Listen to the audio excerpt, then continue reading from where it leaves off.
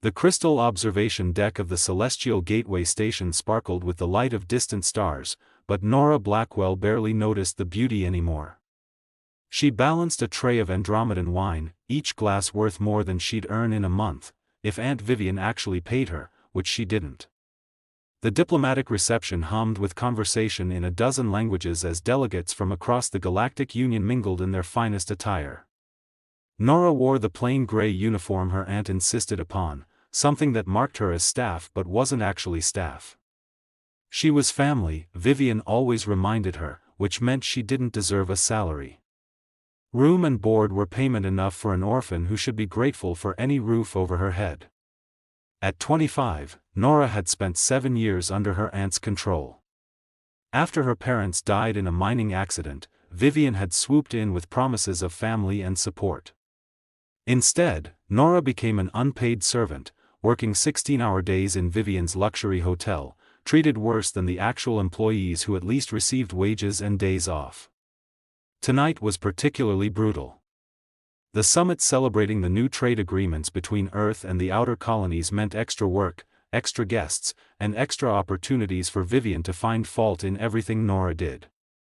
Nora hadn't eaten in 20 hours, hadn't slept more than 4 hours in 2 days, and the edges of her vision were starting to blur ominously. Nora. Vivian's sharp voice cut through the ambient noise. Her aunt appeared beside her, immaculate in a designer gown, her platinum hair styled perfectly. Senator Krause needs a refill immediately. Stop standing around like decoration. Yes, Aunt Vivian, Nora murmured automatically, turning toward where the senator held court near the viewing window. But as she took her first step, the room tilted violently. The tray slipped from her fingers, crystal glasses shattering across the polished floor in an explosion of sound that silenced the entire reception. Nora tried to catch herself, but her legs simply gave out. Strong arms caught her before she hit the ground. Nora found herself looking up into the most intense gray eyes she'd ever seen. The man holding her had dark hair streaked with silver at the temples, sharp aristocratic features, and an air of absolute authority that made everyone nearby straighten unconsciously. Chancellor Dmitry Volkov. The most powerful political figure in the Galactic Union. And he was currently cradling her like she weighed nothing. "Don't move," he said, his voice deep and commanding but somehow gentle. "Medical team to the observation deck immediately." "No," Nora gasped, panic flooding through her exhaustion. "I can't afford medical care. Please, I'm fine. Just let me." "You just collapsed from what appears to be severe exhaustion and malnutrition," Dmitry said flatly. "You're not fine." Vivian materialized beside them, her expression a practiced mask of concern that didn't reach her eyes. "Chancellor Volkov, I'm so sorry for the disruption. My niece has always been delicate, prone to fainting spells. I'll take her back to her quarters immediately." "Delicate?" Dimitri's gaze shifted to Vivian, and Nora watched her aunt actually take a step back from whatever she saw in his expression. "When did she last eat?" "This morning, of course," Vivian lied smoothly. "She's just overtired from excitement about the summit. You know how young girls can be." "I'm not a girl," Nora heard herself say, surprised by her own boldness. "I'm 25. And I haven't eaten since yesterday morning because Aunt Vivian locks the kitchen." The words came out before she could stop them, 7 years of suppressed truth spilling free. Vivian's face went white, then red with fury, but Dimitri's arms tightened protectively around Nora. "Locks the kitchen," he repeated, his voice dropping to something dangerous. "How long have you been working for your aunt, Miss Blackwell?" 7 years. Since my parents died." "And in those 7 years, has she paid you a salary?" Nora saw the calculation in Vivian's eyes, the desperate search for a plausible explanation. "She's family, Chancellor. We provide room and board. It's not a traditional employment situation. It's called exploitation," a new voice interjected. A woman in medical uniform approached, her purple skin marking her as Valorian. "I'm Dr. Lyana, head of medical services. Let me examine her, Chancellor. Dmitri carried Nora to a nearby seating area, settling her carefully onto a cushioned bench. Liana knelt beside them, her scanner already humming as she took readings. The Valorian's expression grew increasingly grim. Severe dehydration, malnutrition, borderline anemia, and signs of chronic sleep deprivation, Liana announced, her violet eyes flashing with anger. This didn't happen overnight. This is systematic neglect at minimum, abuse at worst. She's always been difficult, Vivian said, her voice on a pleading tone. Refuses to eat properly, stays up all night. I've tried to help her, but... That's not true, Nora interrupted, finding strength she didn't know she had. You control everything I eat. You wake me at 4 every morning. You work me until I collapse and then punish me for collapsing. The gathered crowd had grown silent, every delegate and dignitary watching the drama unfold. Nora saw shock, sympathy, and disgust on various faces. But mostly she saw Dimitri's gray eyes, steady and unwavering on hers. Miss Blackwell, he said formally, though his hand still rested protectively on her shoulder. Would you like to press charges against your aunt for labor violations and abuse? Vivian's gasp was theatrical. You can't be serious. She's confused, unwell. Chancellor, surely you can see she needs my care. What I see, Dmitri said, standing slowly, is a woman who has been systematically exploited by someone who should have protected her. He looked at Vivian with open contempt. Security will escort you off the station. You're banned from all government facilities pending investigation. You can't do this. Vivian's composure finally cracked. She's my niece.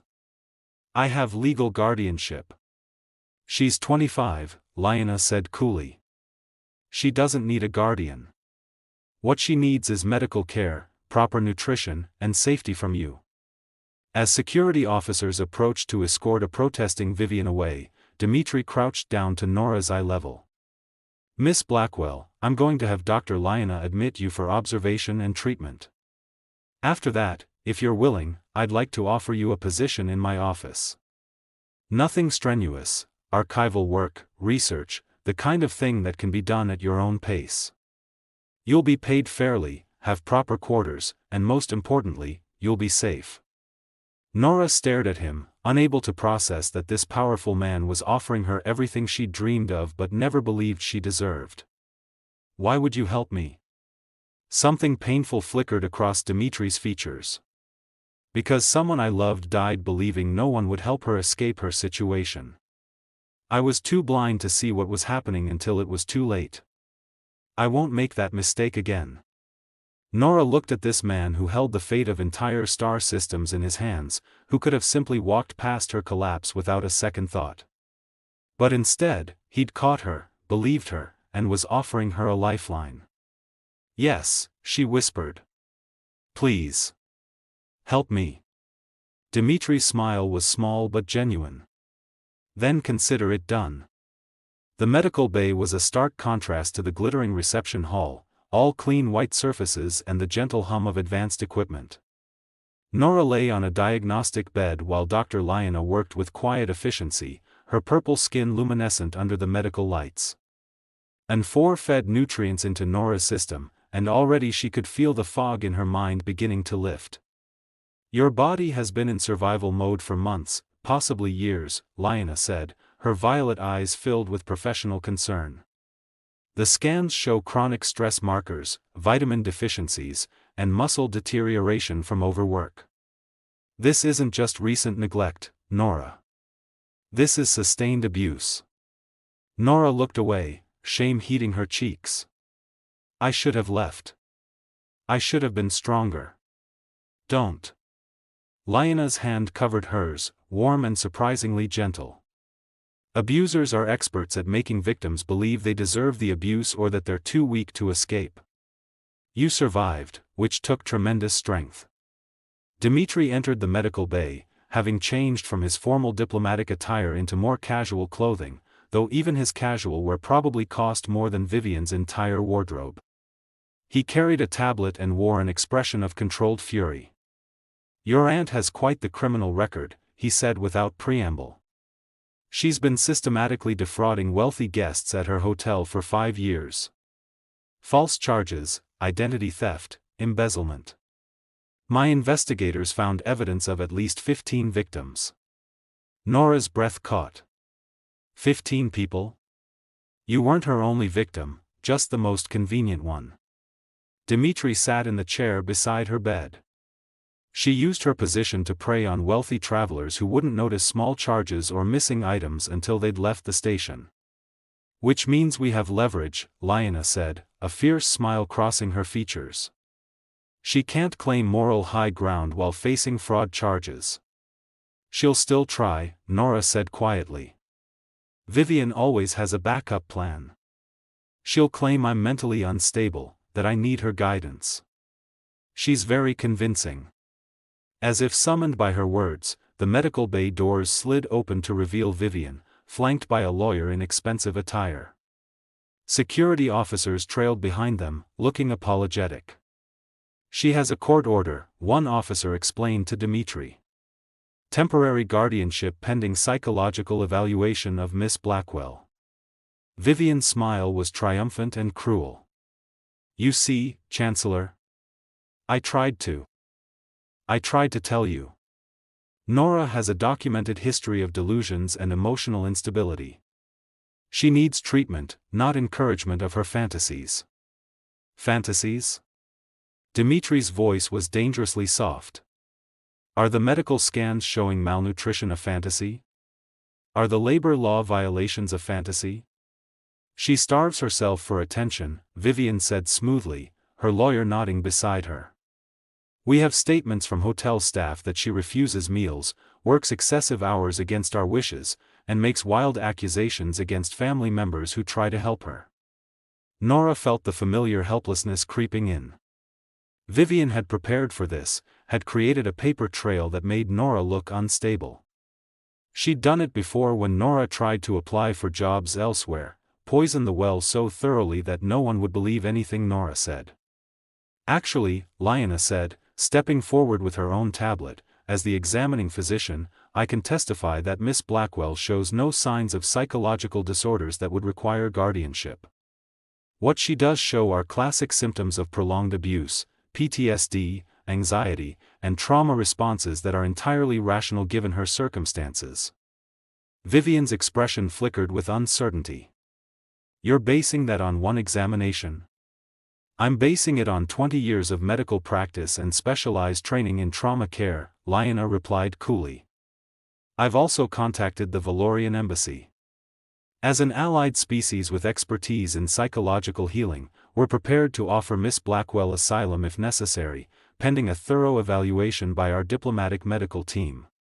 The lawyer leaned toward Vivian, whispering urgently. Nora caught fragments, "diplomatic immunity," and "can't fight the embassy," and watched her aunt's confident facade crack. "Furthermore," Dimitri added, his tone absolutely final, "Miss Blackwell has accepted a position in the Chancellor's office.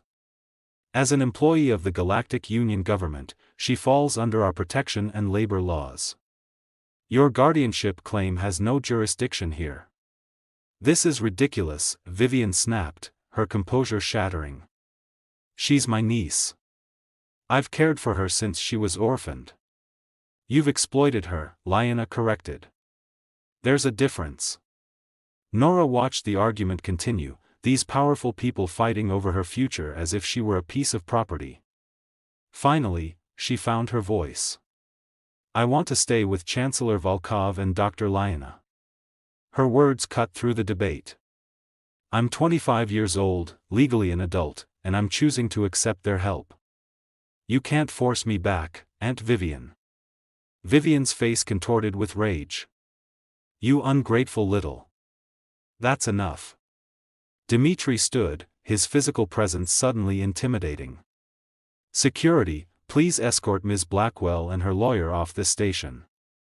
If she attempts to contact Nora again, she'll be arrested for harassment." As Vivian was led away, still protesting and threatening legal action, Nora felt something inside her chest loosen, a knot of fear she'd carried for 7 years finally beginning to unravel. Lyanna returned to her bedside, checking the 4. "You'll need to stay here tonight for observation and continued treatment. Tomorrow, the Chancellor has arranged temporary quarters for you in the government residential district." "Why are you both doing this?" Nora asked, looking between them. "You don't know me." Lyanna's expression softened. "On my planet, we have a saying, the constellation guides the lost star home. Sometimes we're meant to help others find their way." Dimitri's jaw tightened. "I told you earlier that someone I loved died because no one helped her escape abuse. That was my sister, Katya. She was brilliant, kind, full of life. Her husband isolated her, controlled her, broke her down piece by piece. By the time I realized how bad it was, she'd stopped believing anyone would help her." His gray eyes met Nora's, pain evident in their depths. "She died in what was ruled an accident, but I've always known she was running from him that night. I was too focused on my political career to see what was happening right in front of me. I can't save Katya, but I can help you." Nora felt tears sliding down her cheeks. "I'm sorry about your sister. And I'm sorry you had to suffer alone for so long," Dimitri said. "But that ends now. You're not alone anymore, Nora." Lyanna squeezed her hand gently. "Rest now. Tomorrow we begin the real work of healing." As they dimmed the lights and left her to sleep, Nora stared at the ceiling of the medical bay and allowed herself to feel something she hadn't felt in years. Hope. 3 weeks later, Nora stood in the vast archive chamber deep within the government complex. Floor-to-ceiling shelves held centuries of diplomatic records, trade agreements, and historical documents. Holographic displays floated throughout the space, showing various filing systems and search parameters. It was paradise. "This is amazing," she breathed, turning slowly to take it all in. Dimitri smiled, leaning against the doorframe with his arms crossed. "I thought you might appreciate it. The position is real, Nora, not just charity. I genuinely need someone with your attention to detail and research skills to organize this chaos." Over the past weeks, Nora had begun to bloom. Proper food, sleep, and medical care had restored color to her cheeks and strength to her frame. Lyanna's trauma counseling sessions were helping her process years of abuse. And working with Dimitri's team had shown her she was capable of so much more than serving drinks and scrubbing floors. "Where do I start?" she asked eagerly. "Wherever you'd like. Though I do have one specific request." Dimitri pulled up a holographic display showing a complex web of financial transactions. "These are trade records from various hotels and businesses on the station over the past 5 years. I need someone to trace the patterns, look for irregularities." Nora studied the data, her mind already identifying connections. "This is about Vivian, isn't it? You're building a case." "A comprehensive one," Dimitri confirmed. "Your aunt is currently fighting multiple fraud charges, but if we can prove systematic criminal enterprise, the charges become much more serious." Nora felt a flutter of anxiety. "She'll know I'm helping. She'll say I'm lying for revenge. Let her say it. The evidence will speak for itself." Dimitri moved closer, his hand gentle on her shoulder. "But Nora, you don't have to do this if it's too difficult. Your well-being matters more than any case." His touch sent warmth through her, a sensation that had been happening more frequently lately. She'd catch him watching her with something beyond professional concern, or he'd brush against her while reaching for a document, and the air would crackle with unspoken tension. "I want to do it," she said firmly. "Not just for me, but for everyone else she's hurt." Over the following days, Nora lost herself in the archives. She discovered Vivian had been even more prolific than they'd suspected, 23 victims, not 15, with a sophisticated scheme involving fake maintenance charges and identity manipulation. Nora created detailed reports, cross-referenced dates and transactions, and built an unshakable case. Dmitri would visit her workspace each evening, often bringing dinner so she wouldn't forget to eat. They'd sit together in the quiet archives, discussing her findings, and gradually their conversations would drift to more personal topics. She learned about his childhood on a colony moon, his rise through political ranks, his loneliness at the top. He learned about her dreams of studying xenoarchaeology, her love of ancient languages, her secret passion for painting. "You should pursue it," Dmitri said one evening, setting down his tablet to give her his full attention. "The xenoarchaeology degree. Once you're settled, once the case is finished." "I don't have the credentials," Nora protested. "I barely finished secondary education before Vivian," she stopped, still uncomfortable naming the extent of the abuse. "Before Vivian derailed your life," Dmitri finished gently. "But that doesn't have to define your future. I have connections at the University of New Geneva. With your work here as recommendation, I'm certain we could arrange acceptance." Nora looked at him, this powerful man who kept opening doors she'd thought were locked forever. "Why do you care so much? About my education, my future?" Something shifted in Dmitri's expression. He set down his wine glass and moved closer, his gray eyes intense in the dim lighting. "Nora, I think you know why." Her breath caught. "Dmitri."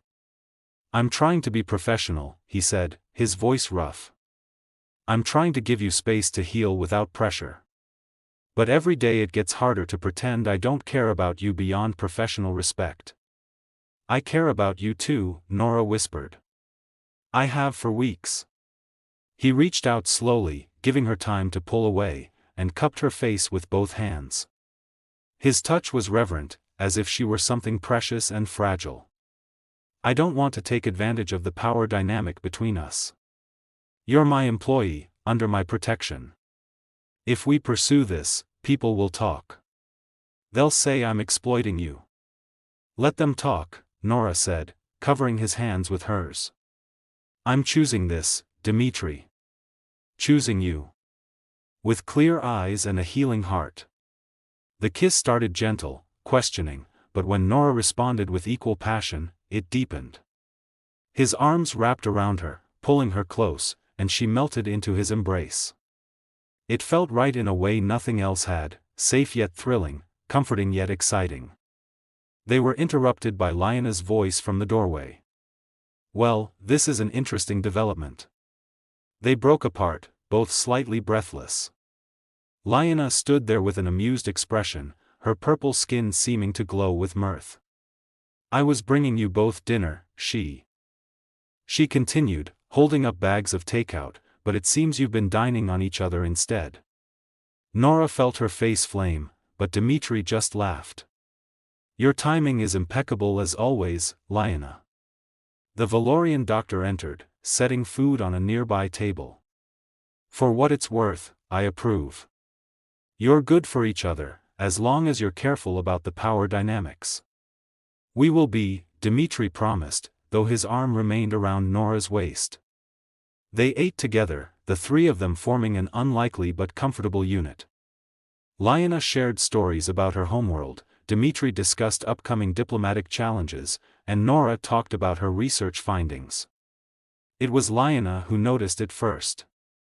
"Nora, this pattern here, these aren't just fraud charges. This looks like money laundering."